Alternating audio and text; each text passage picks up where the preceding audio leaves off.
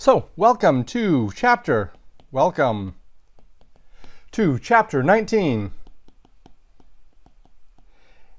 And 19 is a big chapter because you finally get to the fourth principal part. The chapter 19 deals with the perfect passive voice. So in the previous chapter we talked about the passive voice. Remember, the passive voice is where the action, the verb, the subject receives the action. And it's often accompanied with, or you can expect, either an ablative of means or an ablative of personal agent.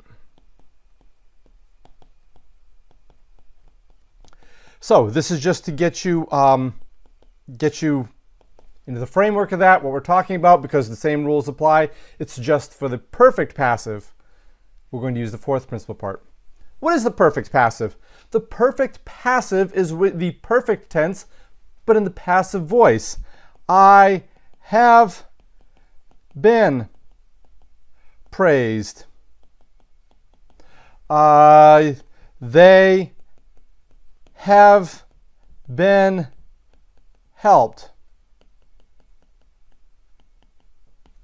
You had been taught. Notice that in English we use this been. Been is used in all of the perfect passive tenses. I have been, you have been. We used a form of the verb to be, a helping verb, in our perfect passive voice. Contrast the active, just to bring you back. I have praised. They have heard or helped. They have helped. Or you had taught. This is your perfect active. And again, in English, we use a helping verb, the verb to be, to indicate the passive voice. We still have the helping verb, the have, which shows the perfect tense, but the been shows the passive voice. Guess what? The exact same thing happens in Latin, if you can believe it. The perfect passive system uses the fourth principal part plus a form of the verb to be. Now, the fourth principal part is, let's talk about praised, laudo, laudare, laudavi, laudatum, okay? To teach, dokeo, dokere, dokui, doktum. To save, servo, servare, servavi, servatum. These are all your fourth principal parts. And the form of the verb, so remember the rule, what I said, fourth principal part, plus a form of the verb to be. And the verb to be is going to be a form of essay.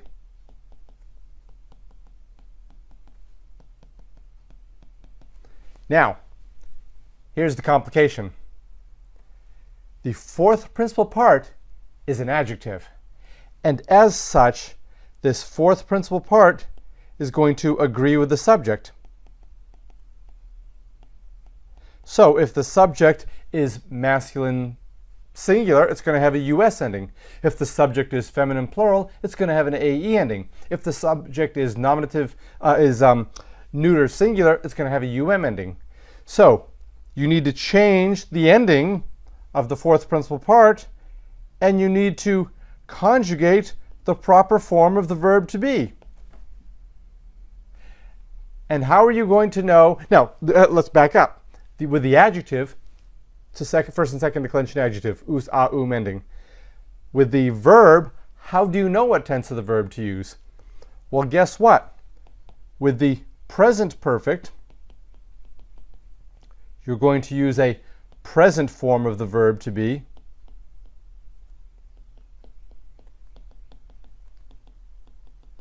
With the pluperfect or past perfect, what we call in English, we're going to use a past form of the verb to be.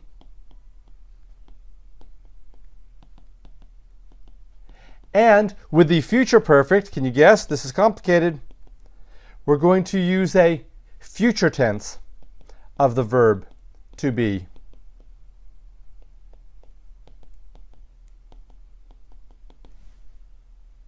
Let's remind ourselves what those are. The present form of to be. Sum, es, est, sumus, estis, sunt. Sunt. Let's try that again. Sunt.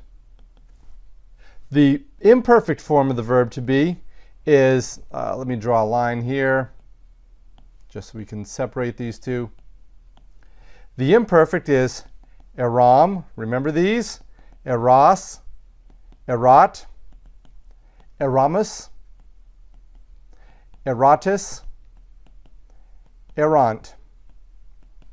And the future form of the verb to be, let's be consistent here.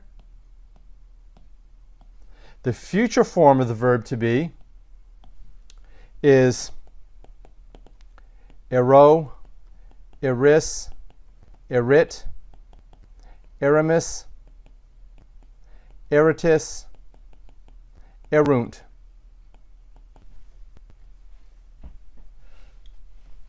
So let's go to he has been praised.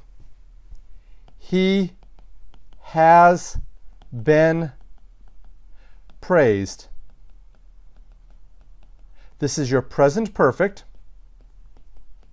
So you know you're going to need the present form of the verb to be. And the fourth principal part of praise, which is laudatu,